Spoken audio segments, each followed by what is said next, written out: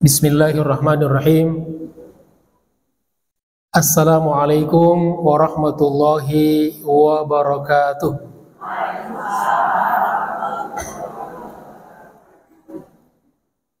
Mendengar jawabannya, nampaknya sudah ada yang lapar. Sudah sarapan semua ibu-ibu?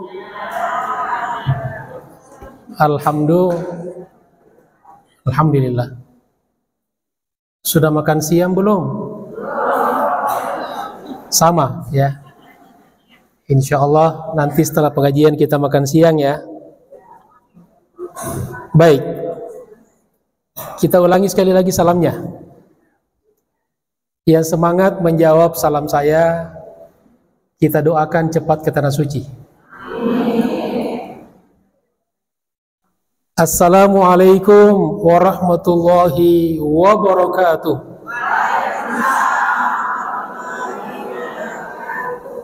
Mudah-mudahan ibu-ibu semuanya insya Allah segera berangkat ke tanah suci.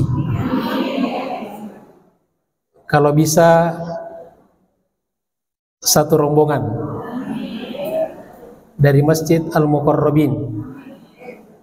Amin ya rabbal alamin. Alhamdulillah. Alhamdulillahi rabbil alamin. Wa bihi nasta'inu ala umuri dunya wa din. Allahumma salli ala Sayyidina Muhammad al-Fatih lima ughliq,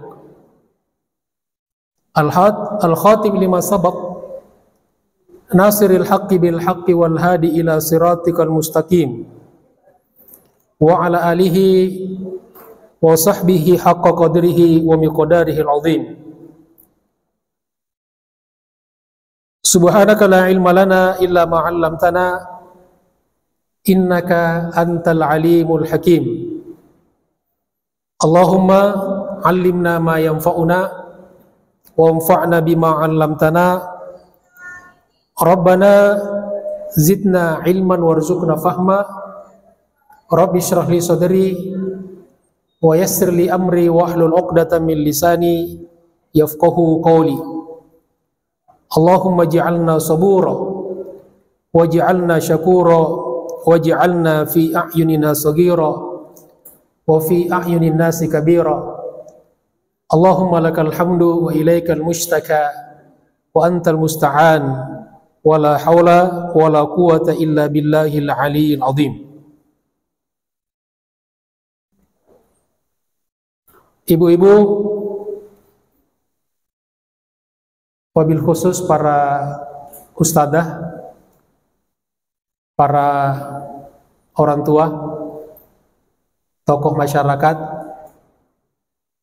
pengurus majelis taklim dan juga pengurus Masjid Al-Muqarrabin yang kita cintai ini, serta ibu-ibu, emak-emak, saudari-saudariku semuanya, ya insya Allah semua kita senantiasa dimuliakan dan dirahmati Allah Subhanahu wa ta'ala. Apa kabar semuanya, Bu?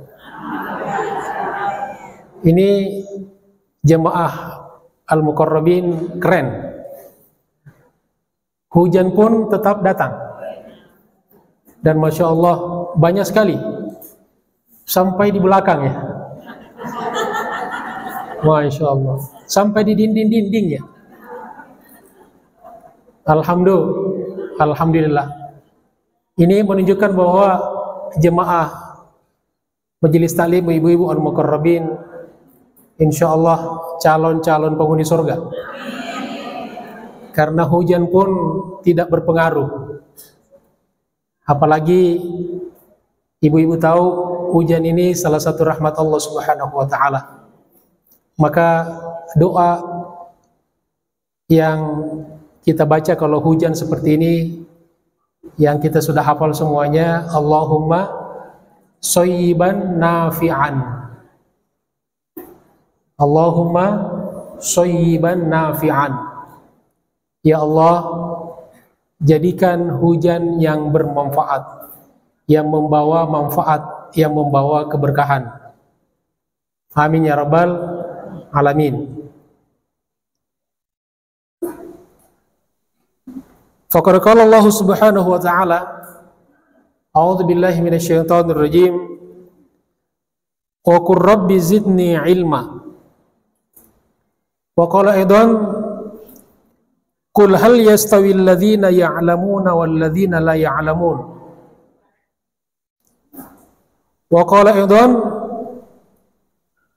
yarfa'illahu alladhina amanu minkum wal ladzina utul ilma darajat. Wa qala an-nabiy sallallahu alaihi wa alihi wasallam, may yuridillahu bihi khairan yufaqihu fid din. Wa qala aidan, man kharaja fi talabil ilmi fahuwa fi sabilillahi hatta yarji'. Wa qala aidan, la hasada illa fisnataini, rajulun atahu Allahu malan fasallatahu ala halakatihi fil haqq, wa rajulun atahu Allahu al-hikmah fayaqdi biha bainan nas wa yu'allimunahum. Sadaqallah wa sadaqa Rasulullah wa nahnu ala dzalika minasy syahidina wasyakirina walhamdulillahi rabbil alamin. Sebelum kita masuk di materi yang tertera di depan kita, tadi Al-Fakir mengutip beberapa ayat dan hadis tentang ilmu, tentang belajar. Karena kita ini sekarang dalam talabul ilmi, ada di majelis ta'lim, majelis ilmu. Maka mudah-mudahan ini bisa lebih menguatkan semangat kita, lebih mengokohkan lagi komitmen kita tentang pentingnya belajar. Karena belajar di dalam Islam, menuntut ilmu dalam Islam, kata Nabi sallallahu alaihi wasallam, minal mahdi ilal lahdi. Minal mahdi, dari buayan, ilal lahdi, sampai ke liang lahat, sampai ke kuburan. Ketika lahir, si bayi diazankan di telinga kanannya, sudah dimasukkan dasar-dasar ilmu ke dalam memorinya, dan ketika wafat pun dihantarkan dengan la ilaha illallah. Keluarganya membimbingnya, mentalkinnya dengan ucapan la ilaha illallah. Karena kata Nabi, man kana akhiru kalamihi la ilaha illallah dakhala al-jannah. Barang siapa yang akhir kalimat yang diucapkannya sebelum dia wafat yaitu la ilaha illallah, pasti masuk surga. Amin ya rabbal alamin. Mudah-mudahan kita semuanya di sini insyaallah diberikan husnul khotimah. Kata Allah Subhanahu wa taala, may yuridillahu bihi khairan yufaqihu fid din. Barang siapa yang diinginkan oleh Allah Subhanahu wa ta'ala untuknya satu kebaikan, maka dia diberikan pemahaman di dalam agama. Jadi kita mendapatkan ilmu, bisa memahami ilmu yang diajarkan oleh guru-guru kita, yang kita baca dari buku-buku, itu adalah sebuah tanda cintanya Allah kepada kita. Allah ingin kebaikan kepada kita. Wa qur rabbi zidni ilman, dan katakanlah wahai Muhammad, tambahkanlah ilmuku.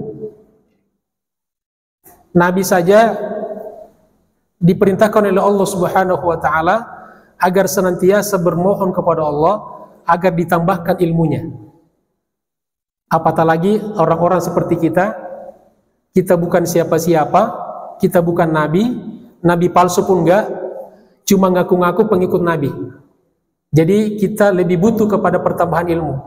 Maka salah satu yang harus kita pastikan senantiasa bertambah dalam kehidupan kita adalah ilmu. Dan ini majelis seperti ini insya Allah mudah-mudahan menjadi sarana kita meningkatkan ilmu kita, terutama dalam ilmu agama. Qul hal yastawi alladhina ya'lamuna wal ladzina la ya'lamun. Katakanlah wahai Muhammad, apakah sama orang-orang yang berilmu dan orang-orang yang tidak berilmu? Pasti jawabannya apa? Tidak. Tidak sama dong. Orang berilmu dengan orang tidak berilmu tidak sama. Orang berakhlak dengan orang yang tidak berakhlak tidak sama. Maka kita dalam hidup ini selalu disuruh berikhtiar, disuruh memilih. Kita disuruh memilih. Allah hamparkan di hadapan kita pilihan-pilihan. Maka disuruh kita memilih orang-orang yang berilmu dan memilih senantiasa yang berdasarkan dengan ilmu. Yarfa'illahu alladhina amanu minkum walladhina utul ilma darajat. Allah Subhanahu wa taala senantiasa mengangkat derajat orang-orang beriman di antara kalian dan orang-orang yang diberikan ilmu. Maka yang bisa mengangkat derajat kita di dunia sampai di akhirat adalah dengan iman dan ilmu. Andaikan pun ada orang beriman dan ada orang berilmu yang tentu beriman, maka derajat orang berilmu lebih tinggi. Maka setiap kali ilmu kita bertambah, maka derajat ketinggian kita di sisi Allah juga bertambah. Insya Allah. Man kharaja fi talabil ilmi, barang siapa yang keluar, yang pergi. Ibu-ibu ini kan berangkat dari rumahnya kan? Meninggalkan, apalagi hari ini hari kerja ya? Hari apa? Hari Selasa ya? Ya. Hari kerja yang kerja ya. Ibu meninggalkan pekerjaan-pekerjaan yang mungkin sangat penting menuju ke tempat ini untuk mencari ilmu. Fi talabil ilmi. Maka kata Nabi, kana fi sabilillahi hatta yarji', maka dia berada di jalan Allah Subhanahu wa taala sampai pulang, sampai selesai. Jadi majelis ini adalah majelis fi sabilillah. Maka kita sekarang ini majelis kita dihadiri oleh para malaikat. Allah turunkan sakinah, ketenangan. Tenang enggak Bu ya? Ada yang gelisah enggak di majelis ini? Tenangan mana Bu? Di masjid apa di pasar? Alhamdulillah, tenang sekali. Ya, apalagi yang di tembok, hati-hati Bu ya, jangan sampai terlalu tenang, malah ya bisa tertidur ya. Saya kalau di majelis taklim ada yang tidur, saya tidak bangunkan. Saya biarkan saja, ya. Itu kan pertanda sehat ya. Ya, sekarang orang mau tidur aja kadang-kadang harus keluarin duit. Jadi kalau ada yang tidur jangan diganggu ya. Biarkan aja sampai selesai majelis bubar, biarin aja. Kemudian, wa man salaka tariqan yaltamisu fihi ilman. Barang siapa yang meniti satu jalan. Ibu-ibu ini dari jalan mana saja nih hari ini? Ada yang dari luar komplek Al-Mukarrabin banyak ya? Ya. Barang siapa yang menempuh satu jalan di mana dia niatkan mencari ilmu, sahhalallahu lahu bihi tariqan ilal jannah, maka Allah mudahkan baginya jalan menuju surga. Jadi ibu-ibu ini, kita ini sedang meniti jalan kepada surga Allah Subhanahu wa taala. Mudah-mudahan kita insyaallah termasuk min ahli jannah. Dan kalau bisa kita bersama dengan baginda Rasulullah sallallahu alaihi wasallam. Makanya kata Nabi, kalau minta surga jangan tanggung-tanggung. Minta surga apa? Firdaus. Jadi jangan berdoanya, ya Allah, masukkan saya ke dalam surga walaupun di emperannya. Jangan. Minta surga Firdaus. Insya Allah. Walaupun kita tahu kondisi iman kita, amal kita sedikit, tapi orang masuk surga bukan karena semata-mata amalnya, tapi masuk surga karena rahmat Allah Subhanahu wa taala. Dan yang terakhir, kata Nabi SAW dalam hadis muttafaqun alaihi, la hasada illa fitnataini. Tidak ada hasad, tidak dibolehkan iri kecuali dalam dua hal. Kecuali kepada dua orang. Kita dibolehkan kita iri kepada hanya dua orang. Ini namanya hasad yang positif, iri positif. Yang pertama, rajulun atahullahu malan fasallatahu fi halakatihi alal haq. Orang, kita dibolehkan iri nih, dan ini iri yang dibolehkan, halal, kepada seseorang yang diberikan oleh Allah Subhanahu wa taala harta. Lalu harta itu dia belanjakan di jalan Allah Subhanahu wa taala. Dia infakkan, dia jadikan sarana membantu orang lain, orang-orang yang membutuhkan.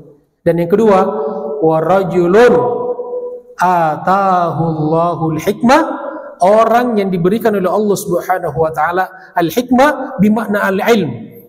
Diberikan oleh Allah Subhanahu wa taala ilmu, fayaqdi biha bainan nas, lalu ilmunya dipakai untuk menyelesaikan persoalan-persoalan di kalangan manusia. Wa yu'allimunahu bainahum, dan dia ajarkan kepada orang lain. Nah, kepada hanya dua orang itu kita dibolehkan untuk iri, yang ini dimaksud dengan hasad yang positif atau hasad yang dihalalkan. Jamaah sekalian dirahmati Allah Subhanahu wa taala, itu sekedar mukaddimah, ya, pengantar dari majelis kita ini untuk menguatkan insyaallah semangat kita, komitmen kita untuk belajar. Insyaallah mudah-mudahan Allah panjangkan umur kita semuanya, Allah berikan kesehatan insyaallah, sehingga ibu-ibu ya bisa senantiasa melanjutkan ya majelis ta'lim sampai minal mahdi sampai ilal lahdi. Ya. Dan kelebihannya kalau ibu-ibu nih, saya kalau ditanya, saya itu seringkali lebih suka ya ngisi di majelis ibu-ibu daripada majelis bapak-bapak. Ya. Apa salah satu kelebihannya ibu-ibu? Kalau ibu-ibu ya satu hadir, ilmunya langsung disebarkan kepada paling tidak suaminya, anaknya, pembantunya. Ya, kita laki-laki kalau khutbah Jumat misalnya, kita khutbah tuh, yang hadir di majelis 100, di masjid itu 100 orang, yang dengar 50 orang. 50-nya ngapain? Tidur. Ya. Kenapa? Saya tahu karena pengalaman. Saya kalau khutbah lihat kan yang tidur tuh. Separuh masjid. Kasihan bapak-bapak ya, capek kerja ya. Jadi ada yang katanya kalau kurang tidur, susah tidur, pergi salat Jumat katanya.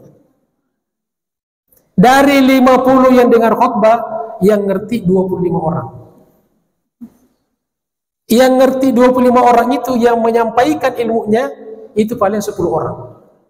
Jadi dari 100 hanya 10 orang. Tapi kalau mak-mak, ini berapa nih? Berapa ribu yang hadir? Ini kalau katakanlah 100 ya. Ini paling tidak nanti ilmunya tersebar sampai 400-500 orang. Insya Allah. Baik, jemaah sekalian dirahmati Allah Subhanahu wa taala. Kita masuk di materi kita. 7 wasiat malaikat Jibril kepada Nabi sallallahu alaihi wasallam. Ya. Jadi kalau angka-angka seperti ini jemaah sekalian, itu bukan lil hasri. Jadi bukan pembatasan ya.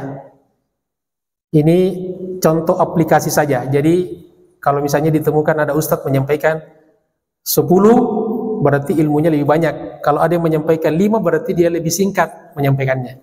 Nah, saya 7. Kenapa 7? Saya maunya 7. Ya. Ini kita ambil dari hadis Nabi SAW.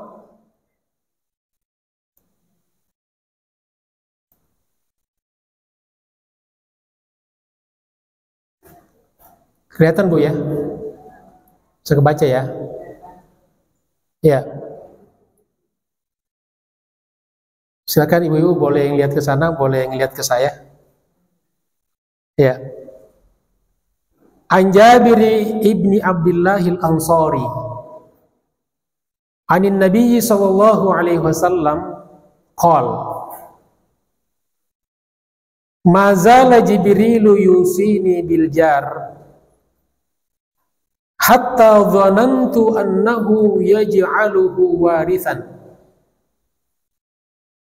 wa ma zala yusini bin nisa hatta dhanantu annahu sayuharrimu talaqahunna wa ma zala yusini bil mamlukin hatta dhanantu annahu yaj'alu lahum waqtan yuhtaquna fihi wa ma zala yusini bis siwak hatta dhanantu annahu faridatun wa ma zala yusini bis salati fil jama'ati hatta dhanantu annahu la yaqbalu Allahu salatan illa fil jama'ah wa ma zala yusini bi qiyamil laili hatta dhanantu annahu la nawma bil laili wa ma zala yusini bi dzikrillahi hatta dhanantu annahu la yanfa'u qaulun illa bih.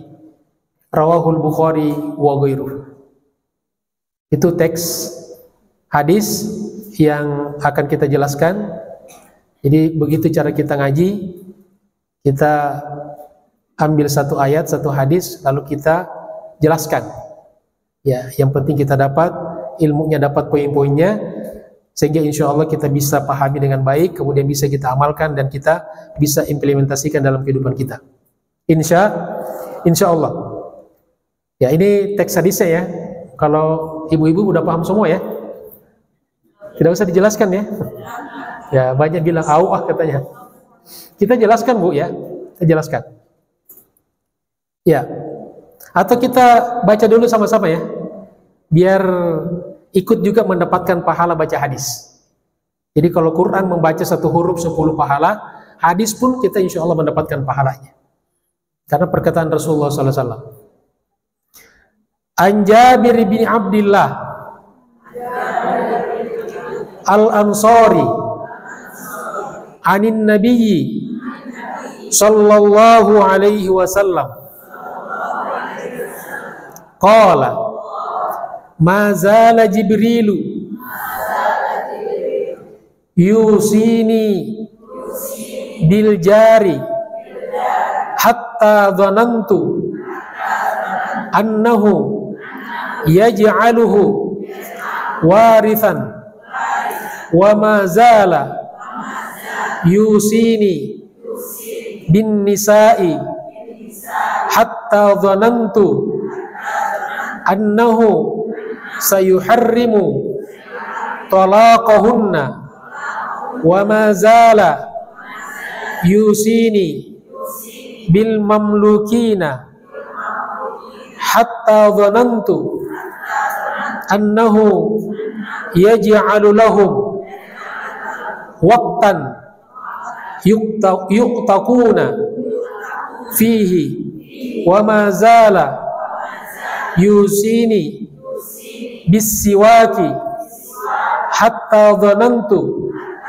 annahu faridatun wa ma zala yusini bis-salati fil jama'ati hatta dhanantu annahu la yaqbalu Allahu salatan illa fil jama'ati wa ma zala yusini bi qiyamil laili hatta dhanantu annahu la nauma bil laili wa ma zala yusini bi dzikrillahi hatta dhanantu annahu la yanfa'u qaulun illa bihi. Rawahul Bukhari wa ghairuhu. Masya Allah, kayak suara talbiyah haji umroh ya. Ya, Masya Allah. Ibu-ibu, semangat semuanya. Baik, kita lihat. Tadi hadisnya diriwayatkan dari Jabir ya. Dari Jabir bin Abdillah Al-Ansari. Beliau wafat tahun 78 Hijriah di Madinah. Dan beliau ini salah satu sahabat yang paling banyak menghafalkan atau meriwayatkan hadis dari Nabi SAW. Ada masuk pada ranking 5 sahabat yang meriwayatkan hadis dari Nabi SAW. Di antaranya adalah Jabir bin Abdullah. Hadis ini berisi 7 wasiat ya, yaitu wasiat malaikat Jibril pada Nabi SAW yang tentu ini ditujukan kepada kita semua umatnya. Jadi kalau apa yang diajarkan Jibril kepada Nabi itu juga bisa berarti diajarkan kepada kita umatnya. Dan di sini memakai kata wasiat, yusini, diulangi 7 kali. Wasiat itu berisi hal-hal yang penting dan besar. Kalau hal-hal yang kecil tidak usah diwasiatkan, cukup pesan dia saja. Termasuk misalnya dulu nabi-nabi sebelum wafat biasanya mereka berwasiat kepada anak-anaknya, pelanjut generasinya. Ya, kalau Nabi Ibrahim berwasiat, ma ta'buduna min ba'di, ya kan? Apa yang anak-anakku kalian akan sembah sepeninggalku. Itu juga mestinya kita orang tua mewasiatkan kepada anak-anak kita hal-hal yang penting. Ya. Tapi kalau hal-hal yang remeh tidak usah kita wasiatkan. Jangan saya berwasiat kepada pembantu di rumah, tolong bikin nasi goreng ya. Besok sarapan nasi goreng. Itu tidak usah wasiat. Kok nasi goreng pakai wasiat segala. Ya, jadi wasiat dan 7 hal yang di dalam hadis ini insya Allah nanti akan kita lihat semuanya hal-hal yang penting, hal-hal yang besar dalam kehidupan kita. Kita mulai dari yang pertama, dari hadis ini wasiat yang pertama. Mazala Jibrilu yusini bil jar. Malaikat Jibril senantiasa berwasiat kepadaku. Di situ menggunakan fi'il mudhari. Dalam bahasa fi'il mudhari itu dalam bahasa Inggris present continuous tense. Jadi kata kerja yang menunjukkan sedang berlangsung dan terus-menerus berlangsung. Jadi selalu Jibril selalu berwasiat kepadaku, mengingatkan kepadaku, berpesan kepadaku bil jari tentang tetangga, pentingnya kita berbuat baik kepada tetangga. Hatta dhanantu, sampai aku menduga annahu yaj'aluhu warithan, kalau sesungguhnya malaikat Jibril akan menjadikan tetangga itu sebagai ahli waris. Ya. Jadi di sini menunjukkan pentingnya berbuat baik kepada tetangga. Al-jar. Kalau satu tetangga jarun, kalau banyak jiranun. Kita pakai dalam bahasa Indonesia di KBBI kan, jiran. Ya, negara jiran. Itu dari bahasa Arab tuh. Bahasa kita sangat syarat dengan pengaruh bahasa Arab. Jadi kalau ada orang yang sok tahu, jangan sok-sok ke Arab-Araban. Ya, bahasa kita itu banyak bahasa Arabnya. Istilah-istilah politik itu bahasa Arab semuanya. Dewan Perwakilan Rakyat, Dewan Bahasa Arab, Perwakilan Bahasa Arab, Rakyat Bahasa Arab, Majelis Permusyawaratan Rakyat, Majelis Bahasa Arab, Permusyawaratan Bahasa Arab, Rakyat Bahasa Arab. Ya, jadi jangan sok-sok Arab gitu kan. Jadi pentingnya berbuat baik kepada tetangga. Tidak boleh menzolimi, tidak boleh mengganggu. Ya, itu prinsip pesan yang dibawa hadis ini. Tidak boleh kita dengan cara apapun, apakah dengan perkataan atau mungkin dengan perbuatan. Ustaz, saya tidak pernah ngata-ngatain tetangga saya. Terus gimana? Mobil saya parkir depan pintunya, ya itu menyakiti, mengganggu tetangga itu. Ya, Ustaz, saya nggak pernah ganggu dia, saya tidak parkir mobil. Cuman anak tetangga kita nangis. Gara-gara apa? Ibu, bapak belikan anaknya mainan cakep, ya, lalu dipamerin kepada anak tetangga yang tidak mampu. Anaknya nangis, merengek kepada orang tuanya. Orang tuanya nggak bisa belikan, nggak punya duit. Kita mengganggu tetangga kita. atau suaranya berisik, suara musik. Kalaupun misalnya acara-acara ada hajatan, kita komunikasikan, kita izin sama tetangga. Maaf ya Bu, maaf ya Pak, kita ada acara nih tamu. Kalau misalnya mengganggu, mohon maaf ya, bagus begitu. Ya. Atau misalnya kita biasa bertetangga di ada pohon. Kita punya pohon mangga. Itu ada aturannya dalam Islam tuh. Kalau dahannya masuk di pekarangan rumah tetangga, maka secara syariat tetangga kita boleh mengambil buahnya. Sebagai kompensasi kita mengirim sampahnya. Ya. Tetapi yang tidak masuk di pekarangan rumah tetangga kita jangan diambil. Cuma yang masuk di rumah kita aja. Boleh. Tapi kalau kita izin juga lebih bagus. Ya. Kemudian jemaah sekalian, tetangga adalah orang atau rumah yang terdekat dengan kita. Jadi bisa orangnya, kalau dalam syariat, tetangga itu orang atau tempat tinggal orang. Jadi orang-orang yang sering kita berinteraksi dengan mereka, itu namanya tetangga. Jadi bisa tetangga di rumah, bisa tetangga di kantor kita, tempat kita kerja.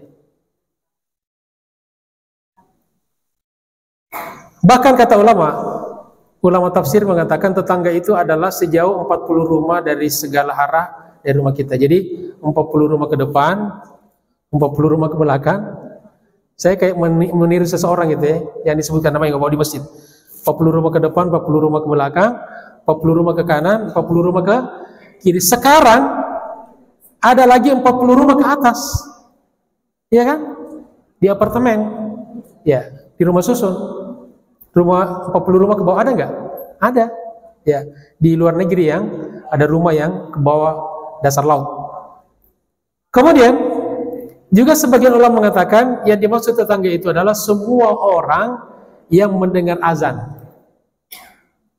Jadi yang mendengarkan azan dari Masjid Al-Muqarrabin ini adalah tetangga kita. Kalau gitu matiin aja toanya ya, biar tidak ada tetangganya. Ya. Jadi standarnya kalau dikeluarkan suaranya dan orang-orang mendengarkan itu adalah, kenapa jemaah sekalian? Prinsipnya di dalam syariat tetangga itu adalah keluarga terdekat. Kalau kita, na'udzubillah, summa na'udzubillah, kita kemalingan di rumah, siapa yang menolong kita pertama? Siapa? Tetangga. Na'udzubillah, summa na'udzubillah. Kalau misalnya kita di kebakaran di rumah, siapa yang pertama kali bisa membantu kita? Tetangga. Kalau misalnya kita dikejar anjing nih, siapa yang pertama kali menolong kita? Ya urusan kita masing-masing. Kita kan dikejar anjing bukan di rumah. Tetangga juga katanya.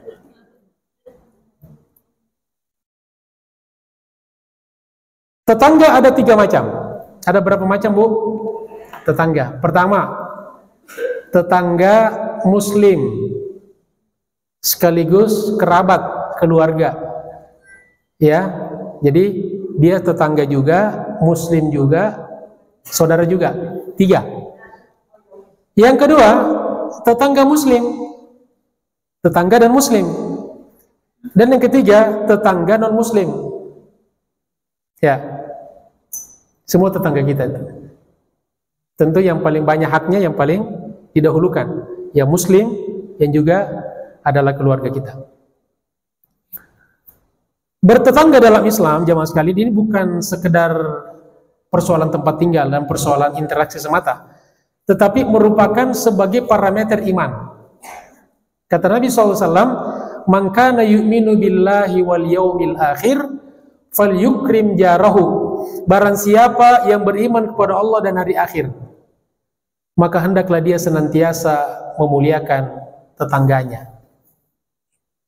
Jadi sederhananya jamaah sekalian, kalau ada orang jahat sama tetangganya, maka itu mengindikasikan tentang keimanan orang itu.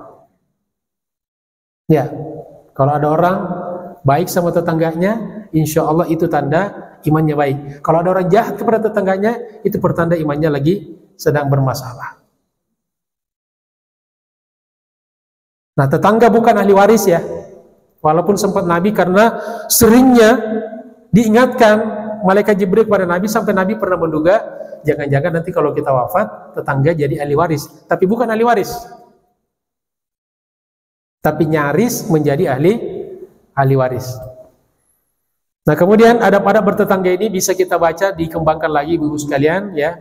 Di antara kitab yang saya rekomendasikan ada namanya kitab Minhajul Muslim, karya Syekh Abu Bakar Jazairi.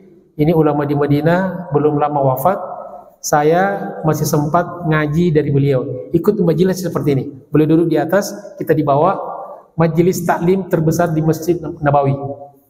Dari dosen yang ikut sampai sopir-sopir angkot di sana pada waktu itu. Sekarang sudah wafat pada usia 95 tahun. Masya Allah, rahimahullah. Jamaah sekalian dirahmati Allah Subhanahu wa taala, kita masuk di wasiat yang kedua. Wa ma zala yusini bin nisa. Dan malaikat Jibril senantiasa berwasiat kepadaku tentang perempuan, tentang pentingnya berbuat baik pada perempuan. Hatta dhanantu, sampai aku menduga, annahu sayuharrimu talaqahunna, bahwa dia akan mengharamkan ditalak, bahwa perempuan itu haram diceraikan, haram ditalak. Nah, di sini pesannya pentingnya berbuat baik kepada perempuan. Dan di sini perempuan maksudnya istri. Masya Allah. Jadi talak atau perceraian nyaris diharamkan. Sampai Nabi sempat menduga karena begitu seringnya malaikat Jibril ngingatin Nabi tentang pentingnya berbuat baik pada perempuan, ya, kepada istri, sampai Nabi mengira bahwa tidak boleh menceraikan istri. Tapi ternyata tidak, kan? Boleh, perceraian dibolehkan. Ada salah satu bab dalam kitab fikih yang disebutkan oleh Nabi sebagai halal yang paling dibenci. Abgadul halal ilallah. Hadis riwayat Abu Daud dan Ibnu Majah. Ya, halal yang dibenci Allah adalah tolak. Jadi tolak itu adalah jalan keluar. Kalau tidak ada lagi cara selain cerai, dibolehkan cerai. Itu maksudnya. Ini diantara bukti Islam mengangkat derajat perempuan. Ya. Makanya ada surat An-Nisa dalam Al-Quran. Surat nomor 4 ada 176 ayat. Dan tidak ada surat Ar-Rijal. Tidak ada surat laki-laki. Ya. Ini apresiasi Islam terhadap perempuan. Hidup perempuan. Ya. Karena di zaman jahiliyah perempuan itu dihinakan, tidak ada nilainya. Ya, bahkan kita sempat baca dalam sejarah bagaimana seorang atau sebuah keluarga atau orang tua ketika melahirkan anak, begitu ketahuan perempuan, dia malu. Bahkan mereka seringkali mengubur, ya, hidup-hidup bayi perempuan mereka. Ya.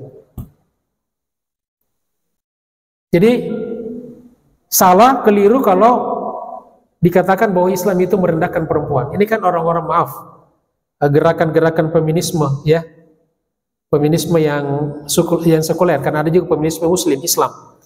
Orang-orang feminisme sekuler mengatakan Islam ini diskriminatif.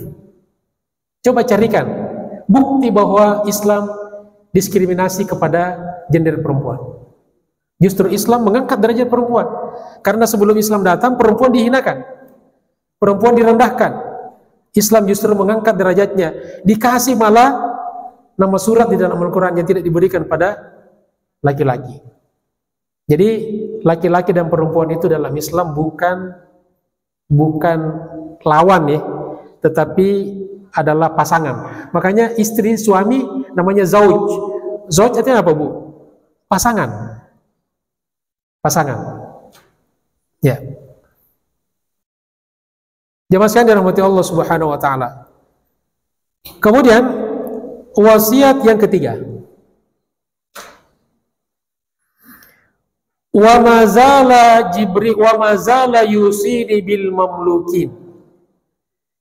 Dan malaikat Jibril senantiasa berwasiat kepadaku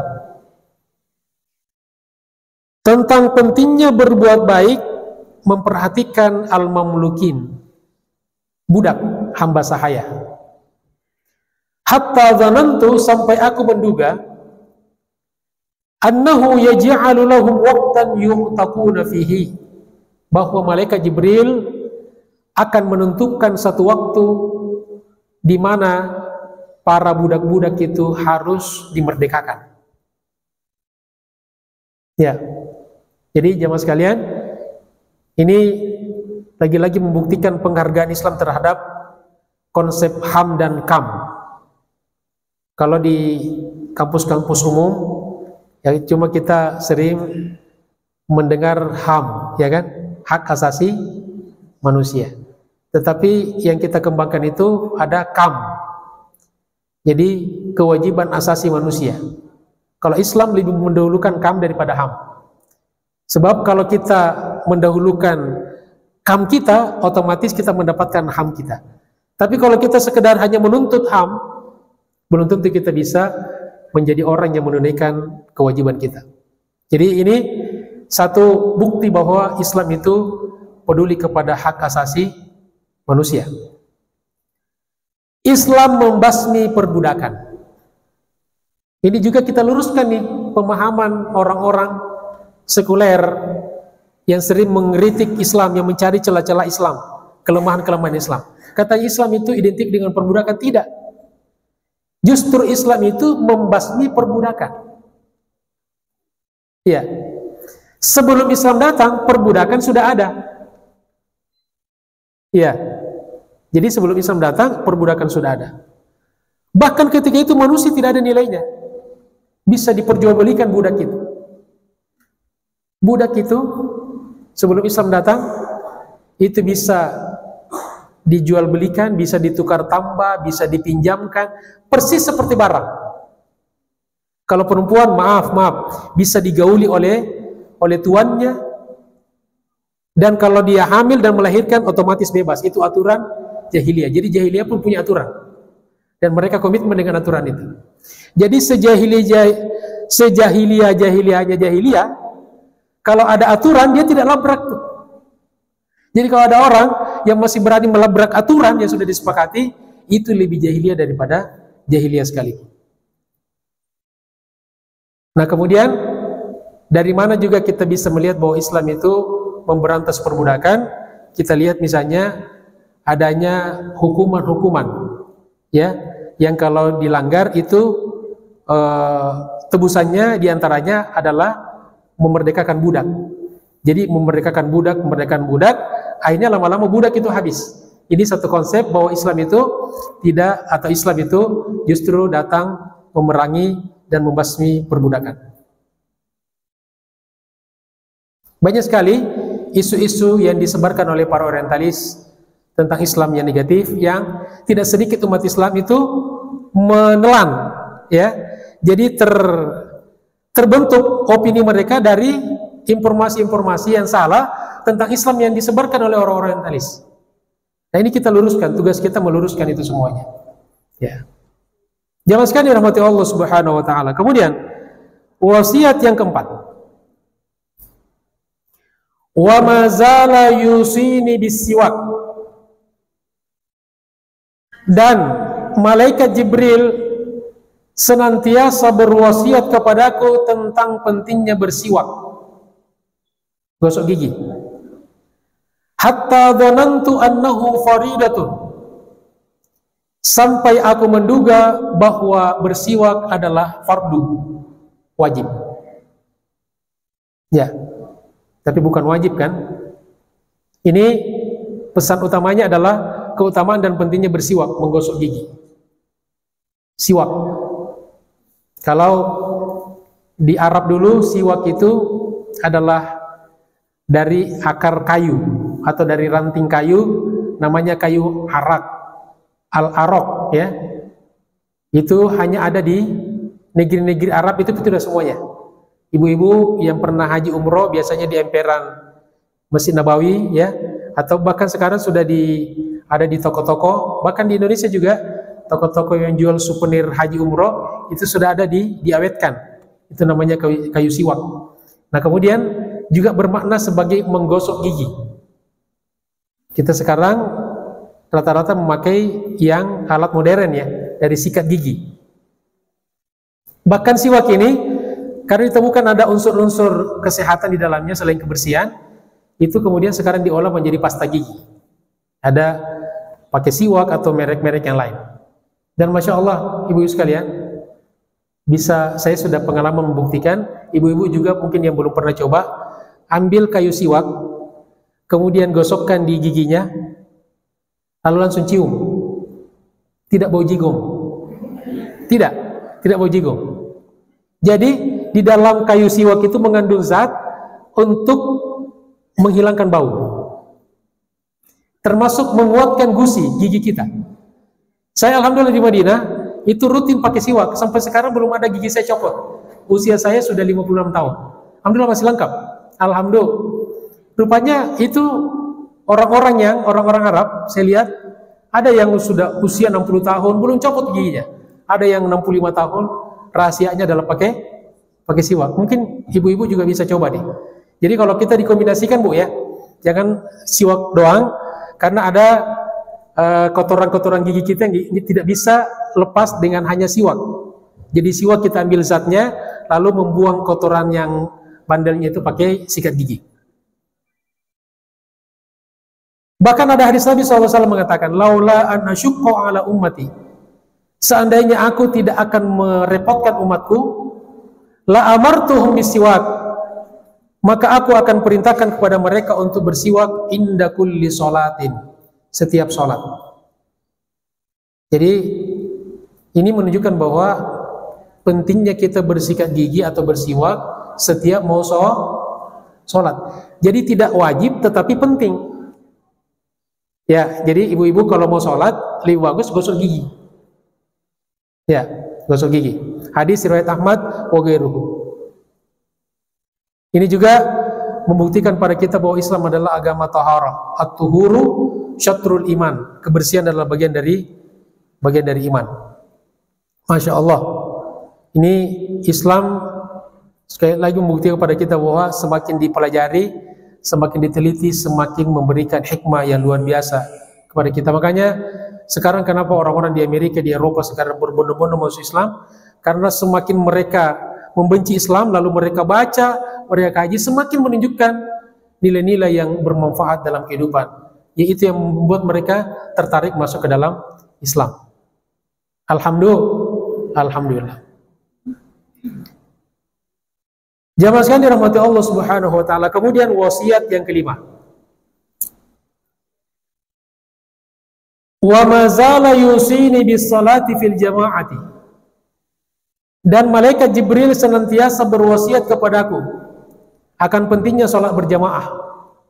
Hatta dhanantu annahu, sampai aku menduga, la yaqbalullahu salatan illa fil jamaah. Allah tidak akan menerima salat kecuali salat berjamaah. Maksudnya salat wajib. Jadi ini menunjukkan keutamaan dan pentingnya salat berjamaah. Jadi jangan sampai kita salat sendiri-sendiri. Apakah di masjid atau di rumah. Jadi diusahakan ibu-ibu nih. Ibu-ibu kan tidak sering ke masjid ya. Banyak kan di rumah. Di rumah ajak anak, ajak menantu, ajak pembantu. Jangan salat sendiri. Karena salat berjamaah lebih utama pahalanya 27 kali lipat daripada salat sendiri-sendiri. Alhamdulillah. Sayang kan? Sayang kalau kita salat sendiri. Tapi ini salat wajib. Yang salat sunnah prinsipnya kalau salat sunnah dilakukan sendiri-sendiri. Salat duha, salat witir. Yang berjamaah cuma salat tarawih. Ada lagi apa? Salat istisqa. Salat minta hujan. Sekarang jangan salat minta hujan sekarang. Udah hujan. Atau salat apa lagi yang berjamaah? Ya? Salat Idul Fitri, Idul Adha itu berjamaah. Ya. Salat apa? Salat jenazah, masya Allah. Makasih Bu, sudah diingatkan. Baik, kemudian yang keenam, wasiat keenam, wa mazala yusini bi qiyamil lail. Dan malaikat Jibril senantiasa berwasiat, berpesan kepada aku tentang pentingnya qiyamul lail, salat malam. Hatta dhanantu annahu la nauma bil lail, sampai aku menduga bahwa dilarang tidur malam, tidak ada tidur malam. Ya. Jadi Nabi sempat menduga tuh, wah, jangan-jangan nanti kita dilarang tidur malam nih. Tapi kan tidak ya. Ini keutamaan dan pentingnya salat malam. Qiyam al-lail, salat malam. Atau tahajud. Ustadz, apa beda qiyamul lail dengan tahajud? Kalau qiyamul lail itu umum. Kalau tahajud, salat malam yang dilakukan setelah kita tidur malam. Jelas? Jadi ibu-ibu tidur malam nih pada Isya, bangun jam 2 malam, setengah 3 malam, lalu sholat, itu sholat malamnya namanya sholat tahajud. Ada hadis Nabi riwayat At-Tirmidzi, ini bagus sekali nih, mudah-mudahan memotivasi kita untuk qiyamul lail. Kata Nabi, alaikum bi qiyamil lail, hendaklah kalian senantiasa qiyamul lail. Fa innahu, karena qiyamul lail itu sesungguhnya da'bus sholihin, pertama kebiasaan orang-orang soleh. Jadi kalau ada orang ngaku soleh tidak pernah qiyamul lail, bukan orang soleh. Jadi tradisi orang-orang soleh dari dulu itu rajin qiyamul lail. Ya. Jadi pertama kata Nabi, karena qiyamul lail itu tradisinya, kebiasaannya orang-orang soleh. Yang kedua, wa huwa qurbatun ila rabbikum, media mendekatkan diri kita kepada Allah. Itu sangat ampuh sekali itu. Terasa sekali ibu-ibu sekalian, rasa kedekatan kita kepada Allah pada waktu qiyamul lail. Kenapa? Karena kita seakan-akan hanya berdua-duaan dengan Allah. Karena tidak ada gangguan-gangguan. Orang di rumah pun tidur semuanya. Orang sekamar dengan kita pun tidur. Lalu kita bangun di tengah malam, maka kita merasakan kedekatan diri kepada Allah Subhanahu wa taala. Yang ketiga, kata Nabi, wa mukaffiratun lis-sayyi'at, menutupi kesalahan-kesalahan. Jadi kesalahan-kesalahan kita itu dengan qiyamul lail ditutupi. Kemudian yang keempat, wa minhatun 'anil itsmi, qiyamul lail bisa berfungsi untuk menghapus dosa-dosa kita. Masya Allah. Jadi kesalahan ditutupi, dosa-dosa dihapuskan. Kemudian yang kelima, yang terakhir kata Nabi, wa mutarridatun lidda'i anil jasad, dan qiyamul lail itu adalah sarana mengusir penyakit dari tubuh. Nah, jadi kalau yang mau sehat, insya Allah rajin qiyamul lail. Maka jangan perhatikan orang tua kita, bapak-bapak kita, ibu-ibu kita yang tekun qiyamul lail lebih sehat. Ustadz, tapi dia sakit. Bukan berarti nggak sakit. Kalau ada sehat pasti sakit. Tapi kalau sakitnya dia mudah sembuhnya. Itu bedanya tuh.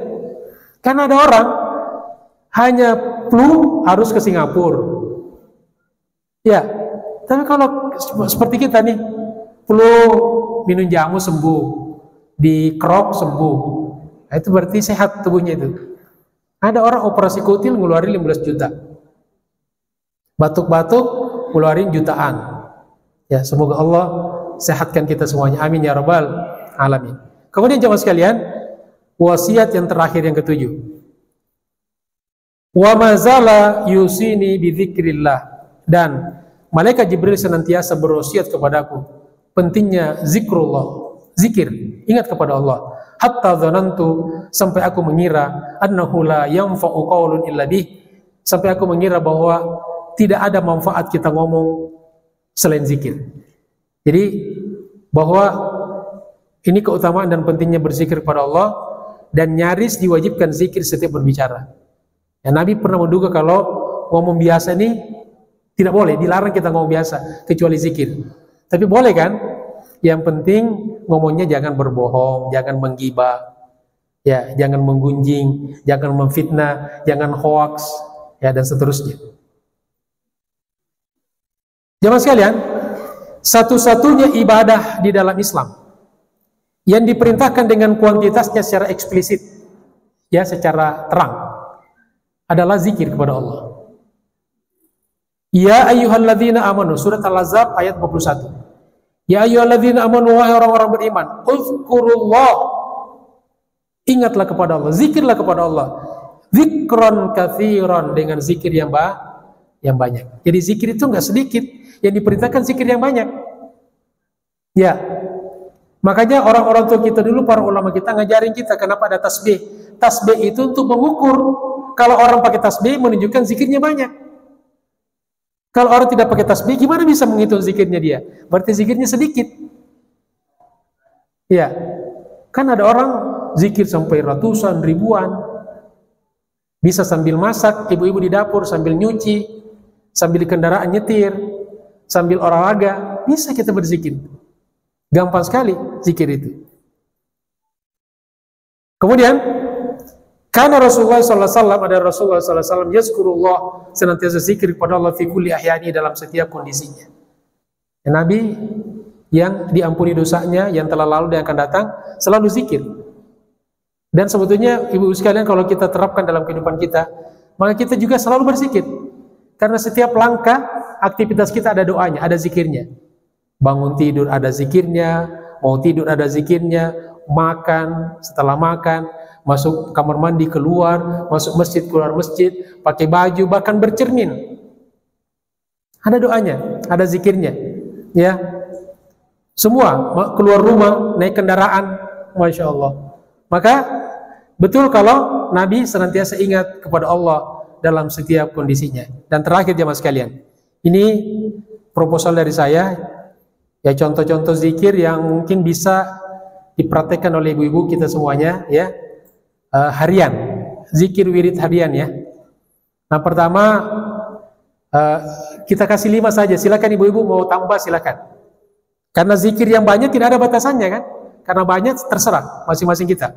Yang pertama istighfar 100 kali. Astaghfirullahaladzim 100 kali itu. Pakai tasbih, kalau tasbih yang pakai tali jadul, pakai yang, saya lihat ada ibu-ibu yang pakai yang tasbih apa? Ini nih kayak ibu nih, ya. Ini bagus sekali kalau ada yang beli, kasih bagi-bagi ke ibu-ibu tuh. Masya Allah. Setiap ada yang zikir, pakai zikirnya ibu infakkan, wakafkan, maka ibu dapat pahala. Hanya mungkin 10.000, mungkin tidak sampai, tapi pahalanya mengalir. Ya, insya Allah. Bisa dibawa ke pasar, dibawa kemana saja, sambil berzikir terus. Pertama istighfar, ya. Astaghfirullahaladzim. Ya, mau ditambahkan juga boleh. Yang kedua, salawat. Allahumma salli ala Muhammad wa ala ali Sayyidina Muhammad. Mau pakai Sayyidina boleh, tidak pakai Sayyidina boleh. Jangan sampai berantem gara-gara Sayyidina lalu tidak zikir, tidak salawat. Allahumma salli ala Sayyidina Muhammad wa ala ali Sayyidina Muhammad 100 kali. Yang paling bagus itu yang elektrik, ya, yang digital, ya. Karena ada, kalau sudah sampai 100 bunyi dia, ya. Lalu dinolkan lagi, lalu masuk yang kedua salawat. Yang ketiga, Subhanallahi wa bihamdihi subhanallahil azim 100 kali. Ya, ini yang kata Nabi, ada 2 kalimat yang sangat dicintai oleh Allah, ya, sangat dicintai oleh Allah, habibatani ilar rahmani sakilatani fil mizan, dan berat di timbangan amal kita di akhirat, yaitu subhanallahi wa bihamdihi subhanallahadzim 100 kali. 100 nolkan lagi, masuk yang keempat. Rabbi ghfirli wa tubu alayya innaka antat tawwabul ghafur 100 kali.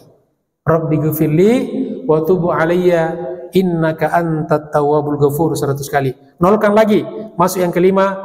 Subhanallah walhamdulillah wa la ilaha illallah wallahu akbar. Ini yang disebutkan dengan istilah al-baqiyatus sholihat. Ibu pernah dengar, ya? Ada al-baqiyatus sholat, ini maksudnya nih, ya. Subhanallah bihamdihi subhanallah walhamdulillah wa la ilaha illallah wallahu akbar 100 kali. Demikianlah jemaah sekalian kajian kita pada siang, pagi menjelang siang ini. Mudah-mudahan bermanfaat, mudah-mudahan ilmu yang kita dapatkan sekecil apapun bisa menjadi ilmu yang bermanfaat dan berkah dunia akhirat untuk diri kita, untuk keluarga kita, untuk masyarakat kita, jemaah kita, bahkan bangsa dan negara kita, insya Allah. Terima kasih atas segala perhatiannya, mohon maaf atas segala kekurangannya. Billahi taufiq wal hidayah, Allahul muwaffiq ila aqwamit thoriq. Assalamualaikum warahmatullahi wabarakatuh.